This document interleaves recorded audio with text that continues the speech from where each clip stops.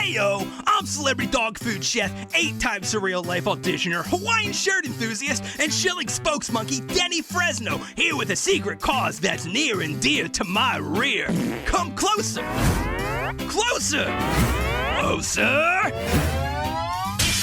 Cars for Kids. Denny Fresno's endorsement of Cars for Kids is entirely unsolicited and unwanted. Now I know what your dumbass brain is asking itself. Heyo, vitamin D, that's what you call me. Vitamin D. Heyo, vitamin D. What in tarnations is Cars for Kids? Oxford Dictionary defines a car. Pipe down, you bozo. Ain't no good never come from no book. Here's the skinny, you Weisenheimer sandwich. Cars for Kids follows the very same formula as Cash for Gold. It's simple. Have a kid? Want a car? Let's make a deal. Got a normal 10-year-old kid in good shape with little miles? I'll send you a certified pre-owned Ford Focus. Oh, there it is. How about a lousy 17-year-old who's not pulling his weight? Trade up for a vintage 1993 Ford F-150. Sexy babe, mud flaps and all. Pop quiz, Brainiac. What would you rather be doing? A, listening to your pair of noisy twins complain on the way to sports practice, or B, listening to your sick twin Hemi rip on down the 5 on the way to watch Gene Simmons' defunct arena football team, the LA Kiss. If you answered A, you could kiss my... But if you answered B, let's crush a bucket of Coronas and iron out the deets as we rock out the Psycho Circus. Hell, I'll even throw in the floor mats, and that's what I call a 2-point conversion. Still not sold? Even the kiddies like it. Ayo, Mom and Dad, you know I'm just taking up space, right? I'm always up to no good, riding around on my hoverboard and TikToking pictures of my ding-dong to anyone with a pair of eyes and a set of thumbs. Scientists say the average parent could go their entire lifetime without profiting off their child. But the average car's value increases the second you drive it off the lot. So why not do us all a favor and trade me in for something you've always wanted? Heck, I'm sure a big kid like myself can be swapped heads up for a replica of the monster truck Gravedigger. And don't worry about me. While you're tearing down Main Street USA and you're not necessarily street legal murder machine, me and the other types will be having some fun in the sun with Unky Vitamin D. That's what we call him, Unky Vitamin D. We'll be grilling and chilling 24/27, 369. It's not like he's abducting us to pay off the debt he accrued down in TJ. So there you have it, folks. Cars for Kids. Give me a kid, and you get a car. No questions asked. Especially if that question is my child going to be forced into Tijuana and slavery in exchange for this 1970 Dodge Charger RT, Dom Toretto style? Hit it with the jingle. 1-877 Cars for Kids. KARS Cars for Kids. 1-877 Cars for Kids. It's not slavery. Hey there, listener. Welcome back to another episode of A Variety of Things, the sketch comedy podcast that you probably forgot about. We've got some brand new sketches as well as a fantastic musical guest and interview with said guest. So stick around like your partner just told you we need to talk. Wait, no, I mean stay.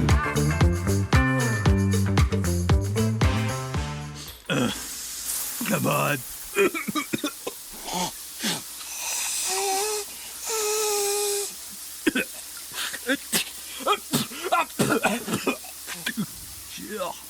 Oh, come on.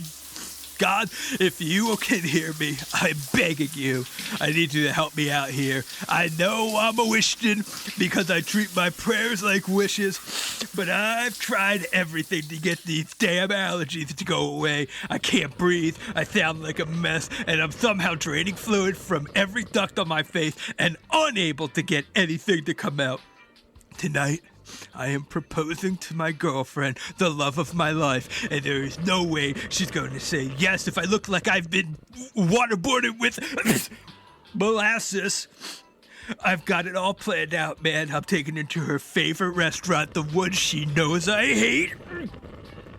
I got her the exact ring she wanted, and I'm gonna sing her favorite song as I play acoustic guitar. There's no way she'll say yes when I'm like this. Please help me out. Just this once. I'll do whatever it takes, please. God. I have heard you, my child. God? What? I'm not God. Do I look like God to you, boy?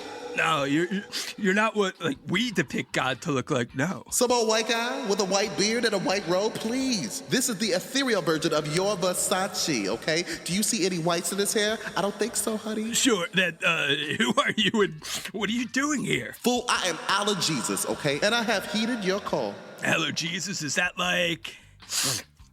Oh, dude, I don't even know what that's like. I'm like the Jesus of allergies. Oh, but why? I'm Mother Nature's grandnephew. I got this job because I'm family. Okay, like, so what do you do then? Auntie Nature made everything on this planet of yours with a purpose, and she recognized that some of those things could do harm when she intended them to do good. So I'm here to address all the times when they do harm to people. Really? Wow, that's great. I could really use some help here.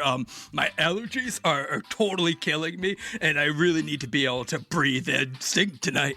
Okay, yeah, that's bad. Have you tried blowing your nose? Seriously? You don't think I've tried that? Not recently, because you leak it all over yourself, honey. Oh, crap, I'm sorry. Look, I've done all of the things that humans have to offer, and nothing works.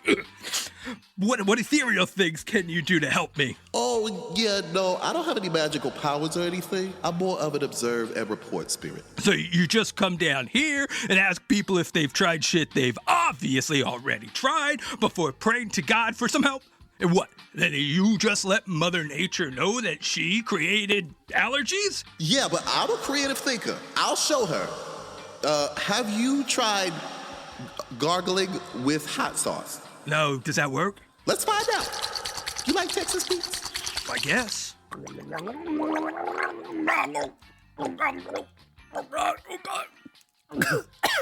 No, it just burned my throat.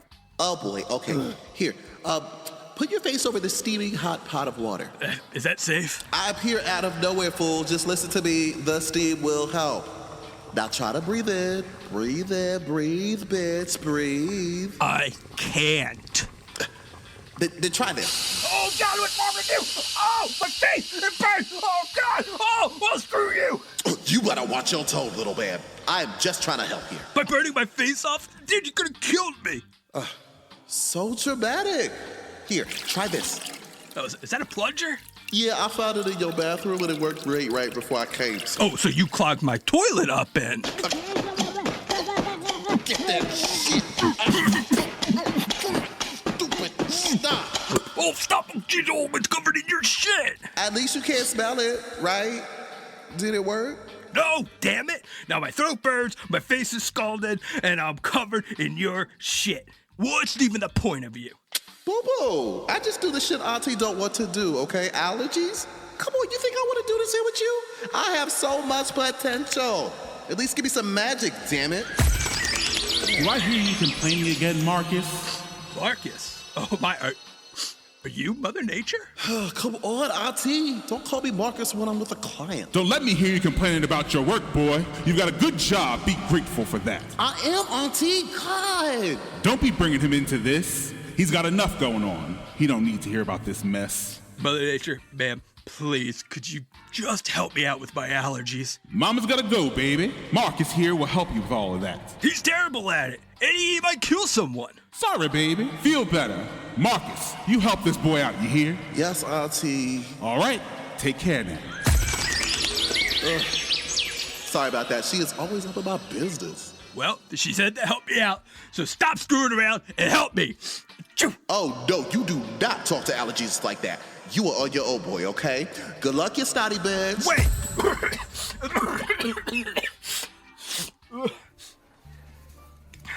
Okay, please. God, not Allerjesus. Let this go well. Demetrius? Hey, baby! Surprise! You hate this place and you look awful. Oh, and smell like shit. What is going on? Just hear me out. Stacey, I want you to want me forever. I just love you so much. D. I want you to want me. I need that you need me. I love you to love me. Oh, I'm begging you. Oh, thanks, D. I'm All right, let me get down here and... Oh, no, Demetrius. Stacey, will you? Nope. This will not be my story. I'm out. Stacey, please, wait! Please, shower. Did 7 times. Goodbye. Allerjesus Christ! Good luck with your shitty life.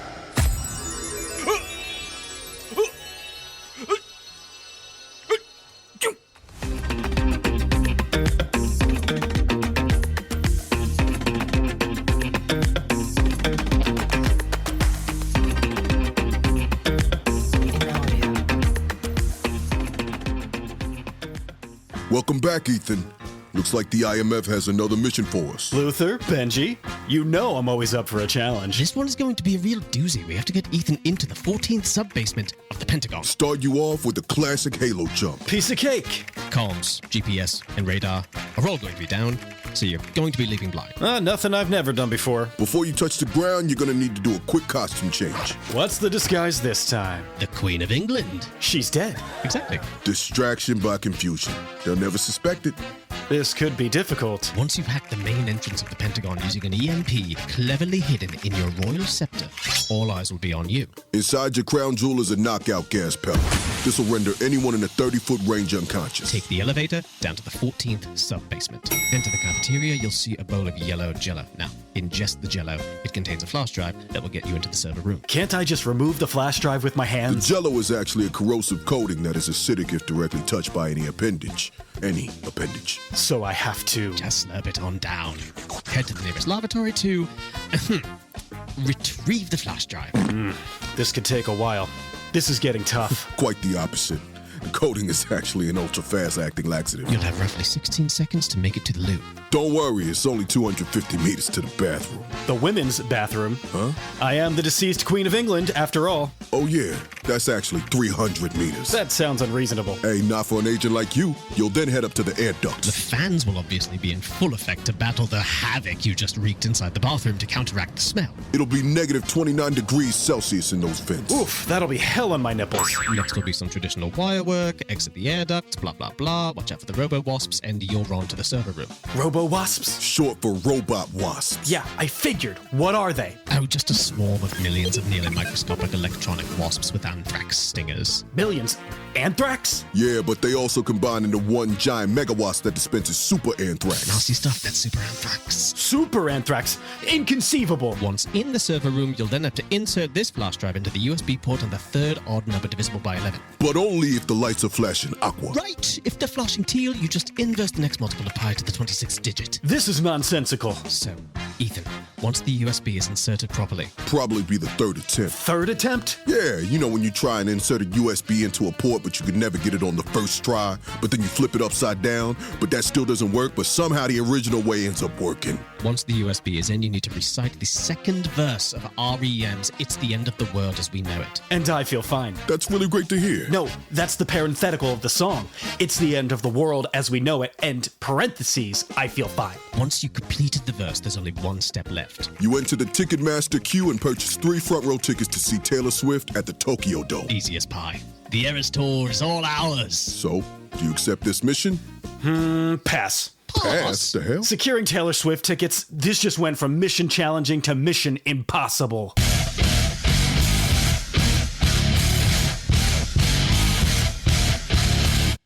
And now, introducing J. Aaron Boykin.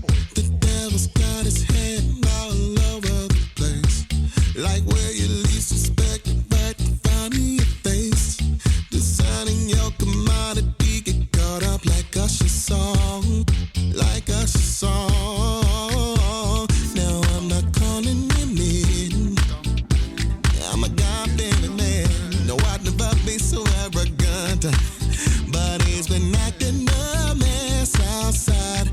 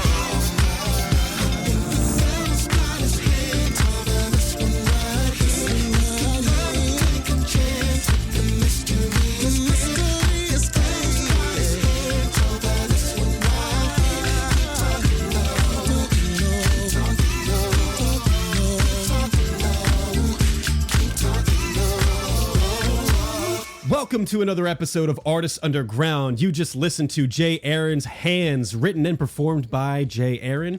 Jay Aaron is a longtime friend of mine, and I'm very excited that he has agreed to come on to the podcast and talk to us a little bit and share his music. Jay Aaron, welcome. Thank you, brother. I appreciate you. Good to see you, as always. Good to see you, man. I appreciate you coming on, taking the time, and I'm excited that we have a platform that we can bring unsigned, underappreciated artists that are very talented to this platform to give them a chance to promote themselves. I appreciate that. You could highlight the word underappreciated. It's hard out here in these streets. Well, I'm hoping to talk to you about that a little bit. So, yeah. Let's dive in. So, listener, as I mentioned, Jay and Aaron and I go way back. Mm-hmm. We've been friends since, middle school? Something like that? Yeah, at least. That's crazy. So, yeah, eventually I'm going to run out of friends to bring onto the show. So I appreciate you filling in now. But tell me, how you got started. What was your impetus into music? Well, I think the fair thing to say is, I kind of had a little bit of a musical family. I think you might know this, but, growing up, my mother growing up anyway, she used to sing in church with her family and her sisters, so much so they used to call them the Boykin sisters. So people used to go to church to see the Boykin sisters. And I never got a chance to hear them sing like that, but that's kind of where it all started, and her love for music and her diverse love for music. She shared that with me. She would sit me down and watch musicals. Out of the two, out of my brother and I was the one who kind of took to that stuff. My brother was like, nah, I don't want to watch Oliver Twist. So yeah, I think that really kind of started the love for music. And then as I got older, it kind of became like a safe haven. It became a safe place to be. What I always tell people is music became and still is the thing that it's one of the few things that gives me goosebumps, one of the few things that makes me feel like I have butterflies or a fire in my stomach. And since kind of performing and taking that on, man, when I'm on stage or when I'm singing or when I'm performing, I don't identify with anything other than sound. And that's what I love about it. I don't feel mad or angry or I don't feel fat or ugly or any of those things that I might be thinking negative of myself. So it's nice to it's always been an escape and a safe haven for me. You're beautiful and you're perfect exactly as you are. You're too kind. Nope. Nah, I appreciate that. Thanks. Don't talk to yourself like that.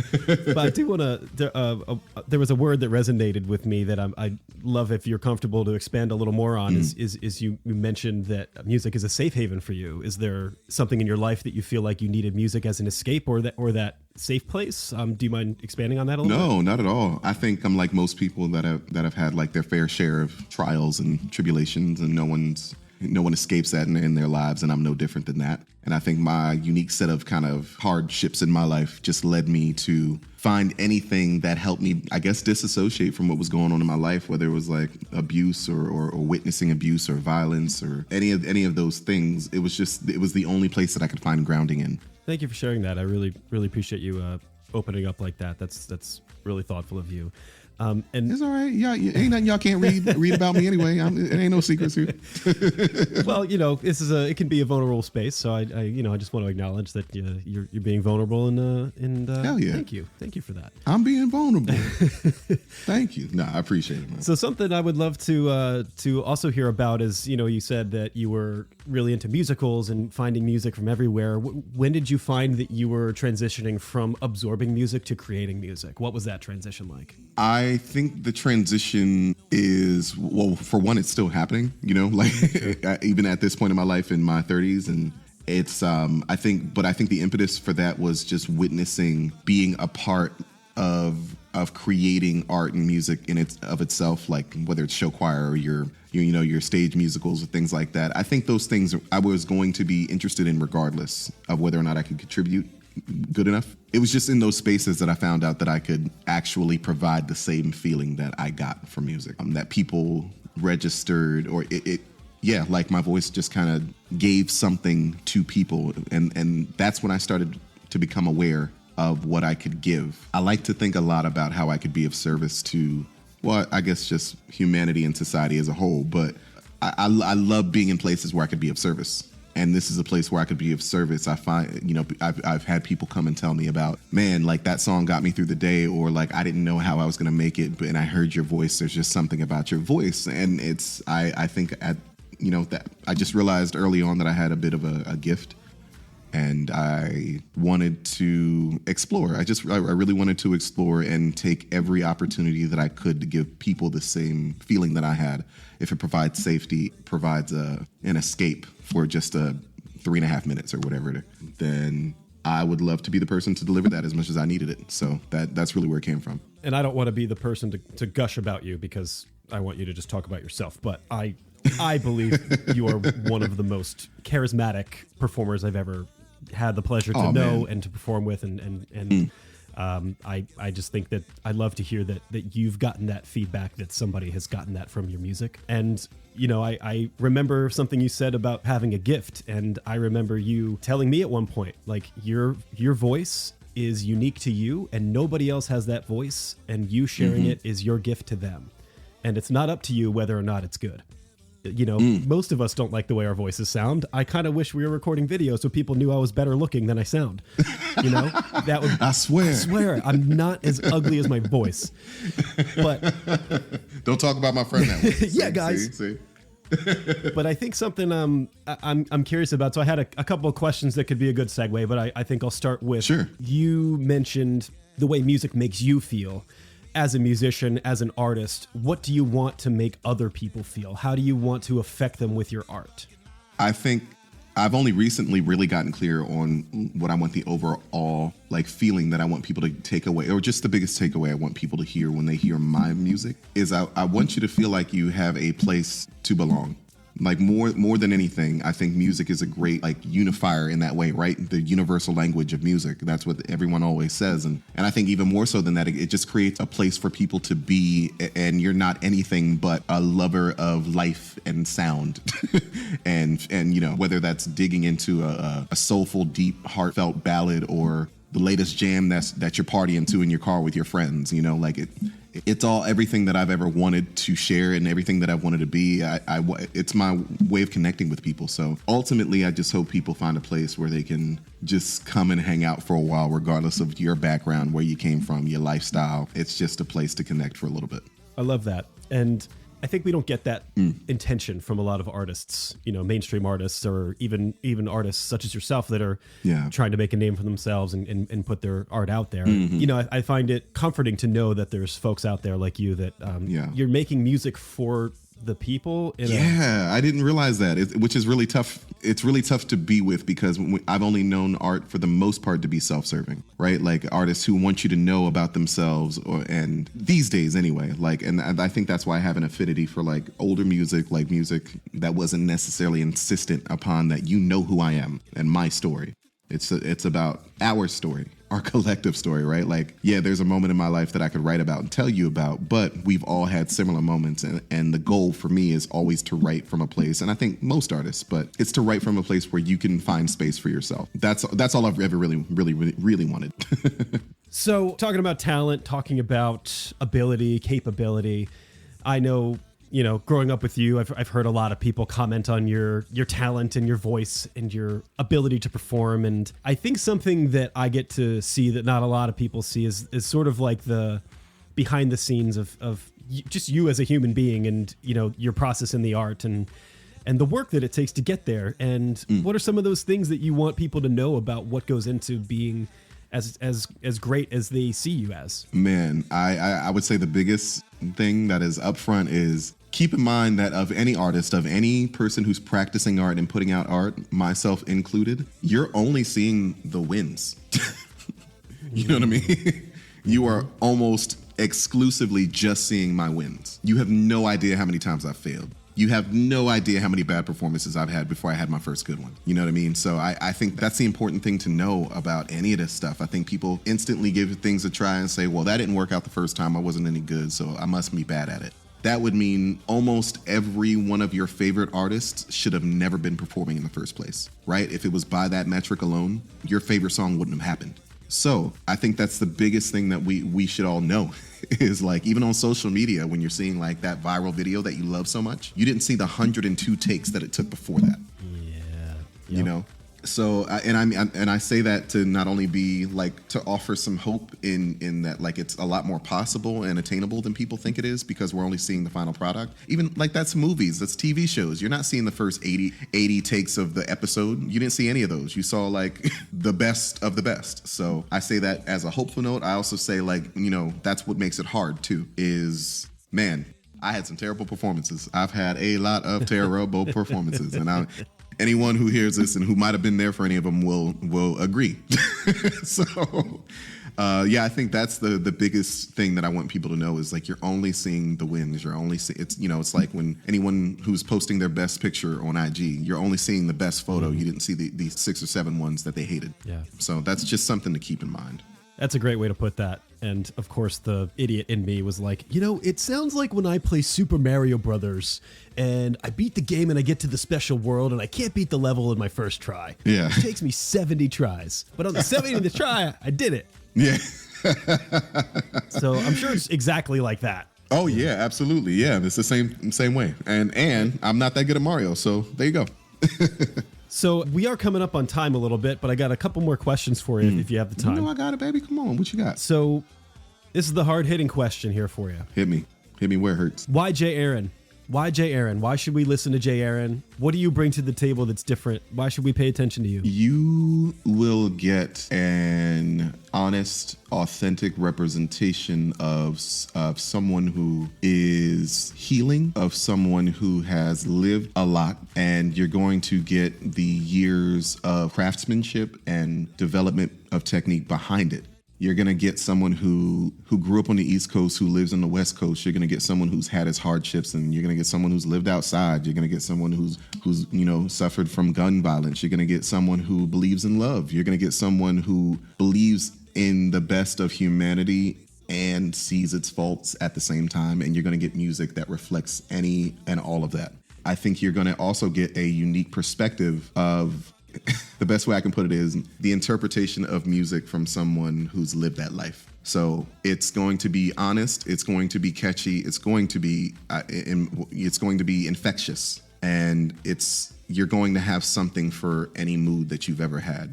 If you're listening to me, you could look at the music that I put out, and there will be a song that fits any mood that you are looking to feel or are currently feeling. Yeah, I guess the last thing I'll say is, and you're going to get someone who's genuinely offering. You're going to get a genuine offering from a human musically, and that includes all of my experiences. You know, all the ones that I've included. Someone who's seen the world, and yeah, they're going to get me. That's me.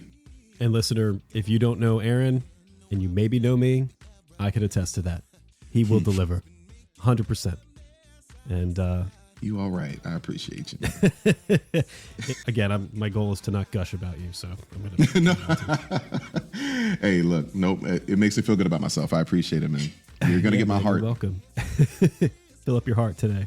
Yeah, man. So, with all that you have to offer as just a raw, open, talented individual, why is it so hard to get people to pay attention? Even people that you know and grew up with and are close to you, why is it so hard to get even those people to pay attention?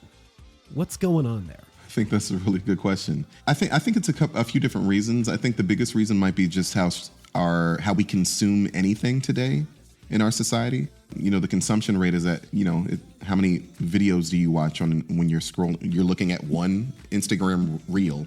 How many reels do you watch after that? And how many do you remember? Mm-hmm. So if you're able to kind of think about it through that lens, I will scroll for hours. I hate that I do, but I will scroll for hours. And there's like maybe 1 or 2 that I might remember in those hours. If you think about it through that lens, all of those videos were an offering that someone sat down and curated and put it together. And there's no way we can honor all of them equally. Yeah. So I would say that's the biggest reason why it's so hard to kind of get the megaphone, you know, directed at people. Mm-hmm. Yeah, it's just the way we consume things. You know, even streaming. Like now, you just put on a song and you let the algorithm determine what you're listening to next if you don't have anything queued up. So it's I think that's a difficult piece to it, and to enroll anyone to listen to you in the midst of any of that is like a big ask. Mm-hmm. It's a really big ask to ask you to go listen to my music when you are inundated with nothing but content on a regular basis. So I would like to sit here and say, well, my shit's hot and y'all ain't listening to my shit. And that would be like a very silly answer. That would be silly, regardless if I felt that way or not. I think if you look at humanity and how it's just kind of been set up, I think it's a big ask to ask anyone to consume anything content-wise today. So yeah, it's tough. Yeah, I hear you. And look, listeners, we're doing the big ask. I'm doing the big ask. That's the point of this segment of this show, is to do the big ask. Is if you know somebody talented like J. Aaron, take the time to listen to their stuff, share it out, like, comment, subscribe. All of those things help people like J. Aaron get their voice out there, get their content, get their art out there, and share it with the world. And it doesn't take as nearly as much time as we're making it sound. Just look out for your people and support them. This is what we're here for. We're trying to remember that human connection and lift each other up, and that's what we're trying to do here on this segment. So hopefully we can make a dent. Hopefully we can inspire people to listen, to more folks like you, and get some new music in our lives. Sure, absolutely. I think. Sorry to interrupt, but I think the biggest thing that the thing I want to emphasize rather is, man, people don't realize how much a share actually helps. Yep. People don't realize that just sharing helps. Just effing sharing it actually helps the artist way more than you know.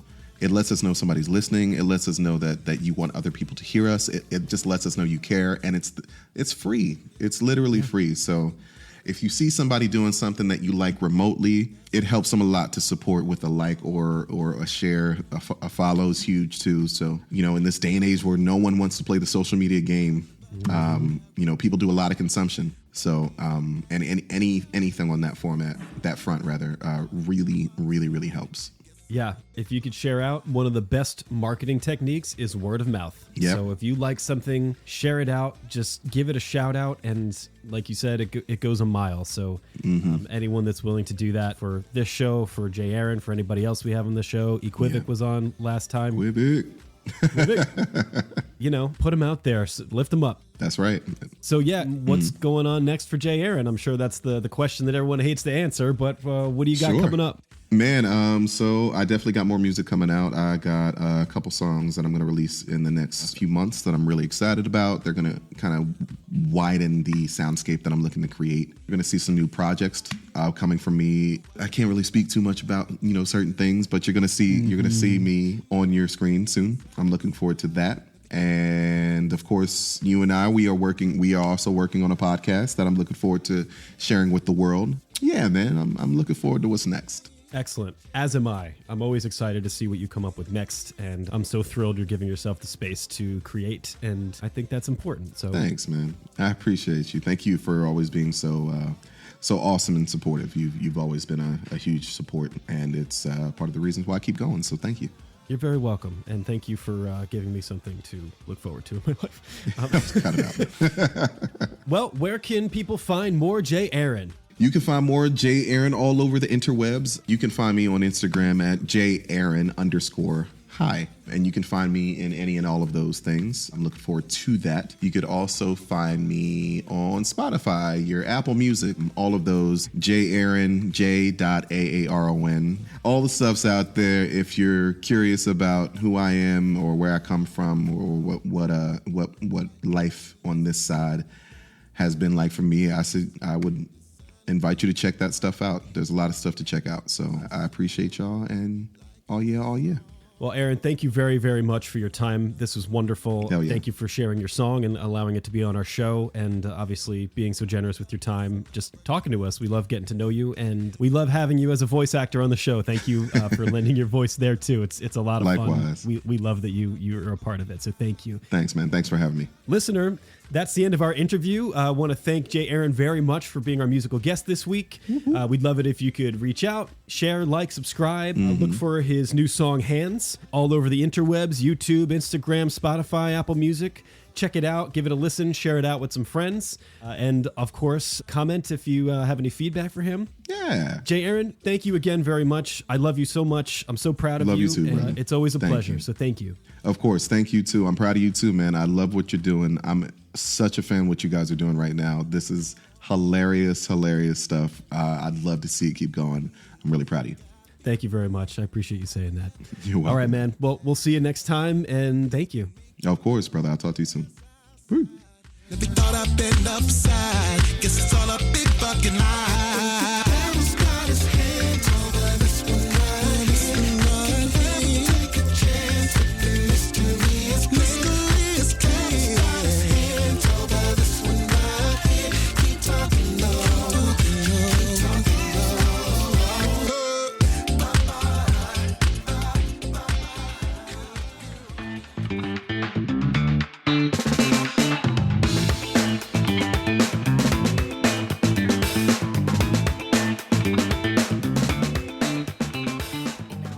Yep. Okay. Yeah, I can do that. Great. I'll knock that out today, and I'll touch base with you tomorrow. Cool. Thanks, Steve. All right. Bye-bye. Well, there goes the rest of my day. Ooh, perfect timing. Lunchtime. Hey, Rick. Hey, Mike, lunchtime? You know it. Nice. What you got today? Just some leftovers. Ah, the best. Uh-huh. Hey, Marty. Looking good. Sean, dab it up.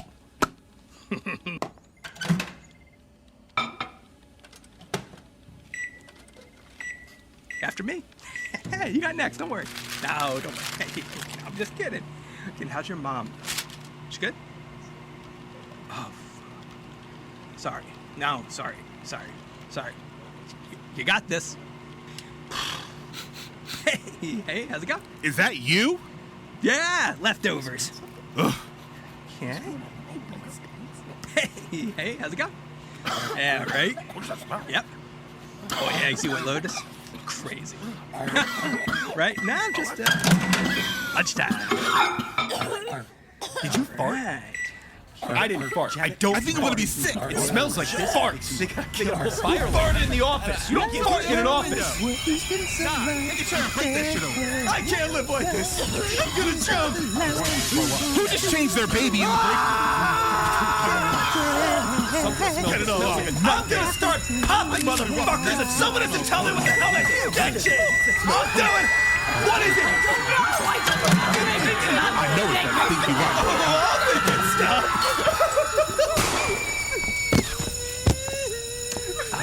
Hey, everyone? That smell was you? Well, I guess it was my food. What the fuck is it? It's, leftover shrimp dumplings? Sorry, everyone. Hey, is Richard dead? Yeah, he couldn't stand it anymore. Funny thing is, he loved shrimp dumplings. Do you want to get Chinese?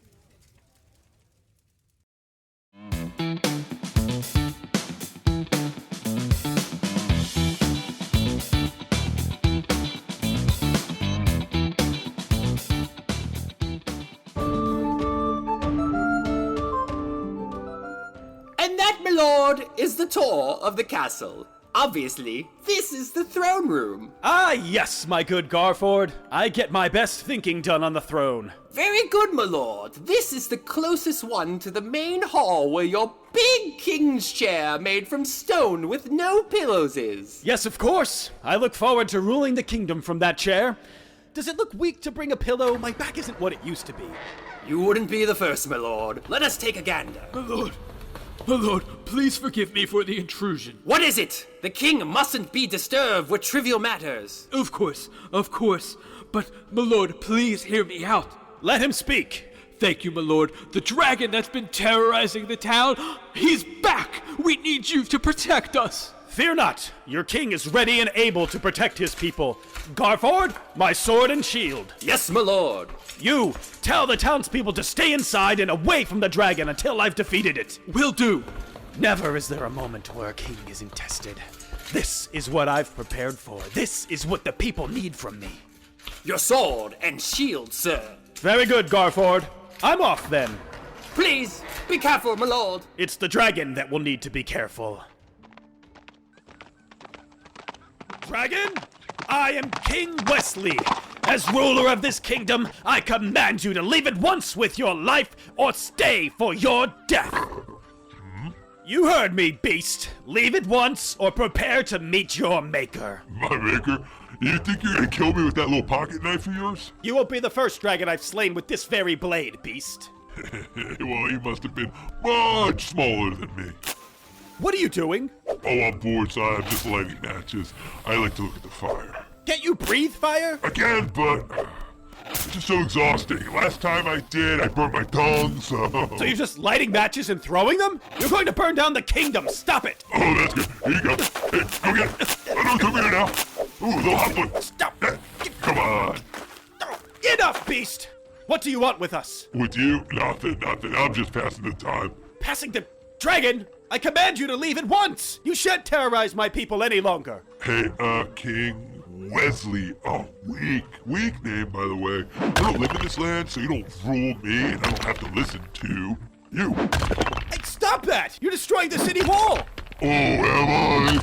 I think it looks pretty crappy as it is. I don't think anyone will notice. Well, I don't think anyone will notice a dragon carcass outside the city walls either. No, of course they would. Look at me, too. I'm huge. What you know what I meant. I don't think I do. Oh, okay. Hang on one sec. Dragon? What are you... Oh, no! Oh, yeah, man. I had a few steer this morning. They always go right through. You disgusting beast! It's wretched! Hey, don't I know it? But hey, when you gotta go, you gotta go, and I had to go, so I went. Oh, you couldn't have gone in the woods like all the other dragons? Oh. Dude, do you really want me flying around dropping dragon bombs on your town?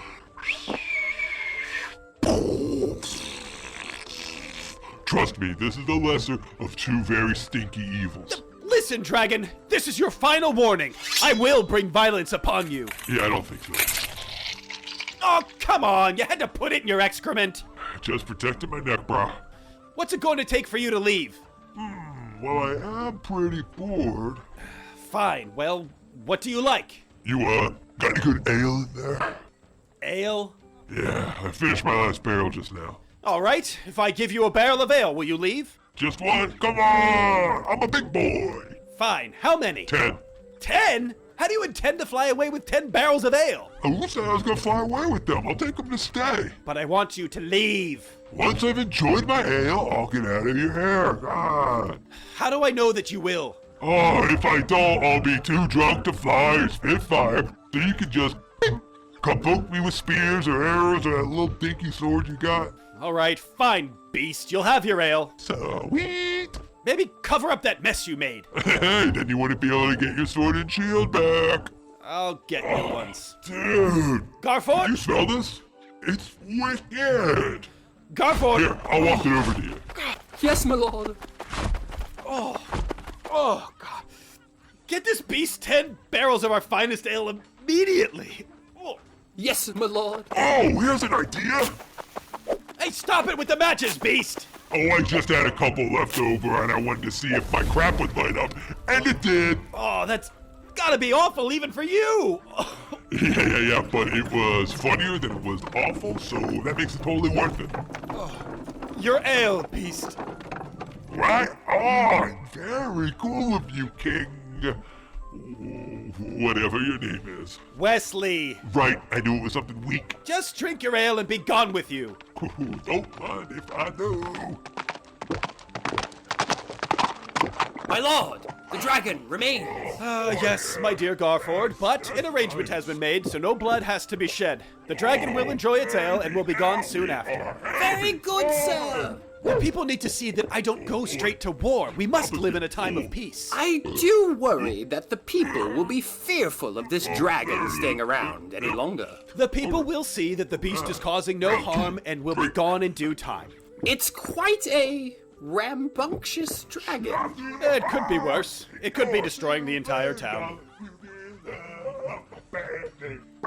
He must be done soon. Bon Jovi is usually a sign that people are drunk enough to enjoy him. Let us hope so, my lord, but it's not typically that song. It's usually... Wow, we're halfway there. That's right. We're halfway there. We're halfway there. Yeah. Hey, man, shut up. We're trying to sleep. Hey, you shut up. You don't disrespect the bond. Oh, Well, hey there. What's your name? You like what you see? Are you hitting on a clock tower? Oh yeah, Tower of the Structure. What do you say we drop the L in Clock Tower and have some fun together? Gross. Some of us have work in the morning. Oh, whatever, Nog. Put some earplugs in. So, stop me if you heard this one, but, what makes you tick? Oh, that does it. Dragon? Dragon, it's King Wesley. What? Oh, okay, weak sauce. Where's Are you quite finished with your ale? Oh, almost. Hey, this is good stuff, King Weak Sleeves. It's King Wesley, and yes, it's quite good. Hurry up. Oh, okay. Just, hang on. Hey, Weak Nips. Watch this. Hey, do you get it? Did you just eat the barrel? Yeah, I ate the barrel. That's the joke. Because I know how hard they are to make. Yes, very good. Now, get on your way. Yeah, I'm going. Oh, boy. Oh, boy. Hang on, big fella.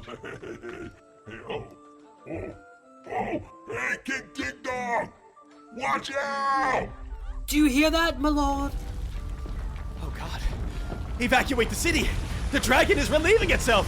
We're all going to drown. Save yourself, Garford. We'll get through this. Surf's up, dude.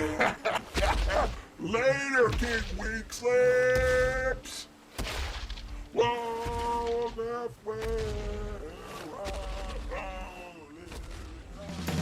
And there you have it, listener. That's our show. Thank you so much for tuning in. Big shout out to our musical guest, J. Aaron Boykin, who was also kind enough to lend his voice to some of our sketches. And quick shout outs to David Seamon, Kevin Tully, Mo Copeland, and Annie Lutz. If you like what you heard, please share this podcast, like, subscribe, comment, all the things to let us know. We hope you had a great time, and we're grateful that you stopped by. Until next time, maybe in like 6 more months, later!